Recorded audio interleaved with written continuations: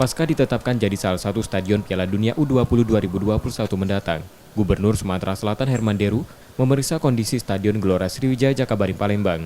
Selain stadion utama, Pemprov Sumatera Selatan juga menyiapkan 4 lapangan lain di Komplek Olahraga Jakabaring untuk latihan dan Stadion Bumi Sriwijaya sebagai stadion cadangan pertandingan.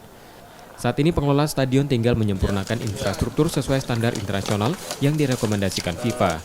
FIFA direncanakan melakukan pemeriksaan ke stadion penyelenggara pada September mendatang. Kita selalu berbenah, kecuali kita memelihara, kita akan upgrade. Juga akan kita siapkan semua kelengkapan-kelengkapannya. Ada APBD yang kita siapkan, provinsi dan kota. Juga kita harapkan APBN intervensi ke sini.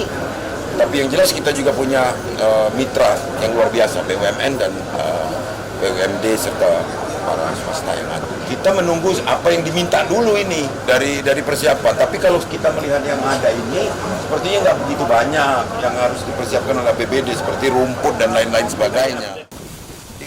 Stadion Gelora Sriwijaya Jakabaring terpilih bersama 5 stadion lainnya, yakni Gelora Bung Karno Jakarta, Sijalak Harupat Bandung, Manahan Solo, Gelora Bung Tomo Surabaya, dan Iwayan Dipta Gianyar Bali. Piala Dunia U20 direncanakan digelar pada Mei 2021. Rizky Nurmizan, Kompas TV, Palembang.